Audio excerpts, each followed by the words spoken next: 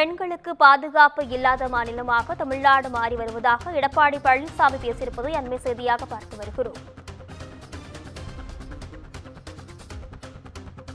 பெண்களுக்கு பாதுகாப்பு இல்லாத மாநிலமாக தமிழ்நாடு மாறி வருவதாக எடப்பாடி பழனிசாமி பேசியிருக்கிறார். இதுகுறித்த முழுமையான விவரங்களுடன் இணைகிறார் எமது தலைமை செய்தியாளர் சிவா. வணக்கம் சிவா, விவரங்கள் என்ன பதிவு செய்யுங்க. நிஷா, பெண்களுக்கு பாதுகாப்பு இல்லாத மாநிலமாக தமிழ்நாடு மாறி வருகிறது என்ற ஒரு குற்றச்சாட்டையும், பாலியல் குற்றவாளிகளை கட்டுப்படுத்தாமல் இந்த அரசு வேடிக்கை பார்க்கிறது என்ற ஒரு குற்றச்சாட்டையும் அதிமுக பொதுச் செயலாளர் எடப்பாடி பழனிசாமி முன்வைத்திருக்கிறார். குறிப்பாக திராவிட மாடல் என்ற சொல்லுக்கு பதிலாக ஒரு காட்டாட்சியை இந்த அரசு நடத்தி வருகிறது. நிர்வாக திறமையற்ற ஒரு ஆட்சிதான் என்பது தமிழகத்தில் நடைபெற்று வருகிறது என்று அவர் குறிப்பிட்டிருக்கிறார். ஆட்சியாளர்களுடைய அலட்சியத்தால், அஜாக்கிரதையால் சமூக விரோத செயல்களில் ஈடுபடக்கூடிய எண்ணிக்கை அதிகரித்து வருகிறது என்றும், ஆளும் திமுகவினருக்கு கட்சி கொடியினுடைய பெயரில் லைசன்ஸ் வழங்கியுள்ளதாகவும் அவர் குற்றச்சாட்டை முன்வைத்திருக்கிறார்.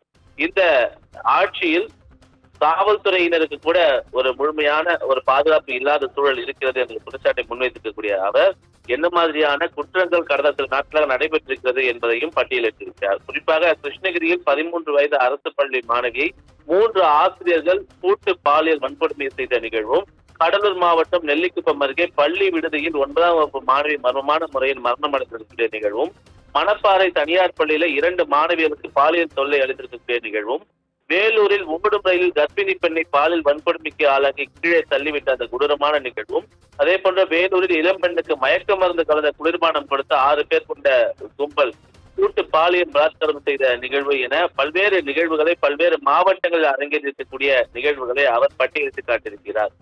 குறிப்பாக முற்காலத்துல மன்னர் நகர்வலம் வருவது போல இந்த அரசு முதலமைச்சராக இருக்கக்கூடிய ஸ்டாலின் விளம்பரத்திற்காக அவர் ஊர்வலம் வந்து கொண்டிருக்கிறார் என்ற ஒரு குற்றச்சாட்டை முன்வைத்திருக்கிறார். குறிப்பாக திருநெல்வேலியில அவர் சமீபத்தில் நடைபெற்ற அந்த சாலை நடைபெற்ற அந்த நடந்து சென்ற காட்சிகளை எல்லாம் அவர் நினைவு கூர்ந்திருக்கிறார். இத்தகைய நிர்வாக திறனற்ற இந்த ஆட்சியில விவசாயிகள், நெசவாளர்கள், வியாபாரிகள், தொழில்துறையினர் என எவருக்குமே பாதுகாப்பு இல்லாத ஒரு நிலைதான் இருக்கிறது என்ற ஒரு குற்றச்சாட்டை முன்வைத்திருக்கக்கூடிய அவர் பெண்களுக்கு எதிராக பாலியல் குற்றங்களை தடுக்க முடியாத முதலமைச்சருக்கு கண்டனம் தெரிவித்தது மட்டுமல்லாமல் இனியாவது சட்டம் ஒழுங்கை பாதுகாத்து இரும்பு கரம் கொண்டு அடக்க வேண்டும் என்ற ஒரு வலியுறுத்தலையும் இந்த அறிக்கை மூலம் அவர் முன்வைத்திருக்கிறார். விவரங்களுக்கு நன்றி சிவா.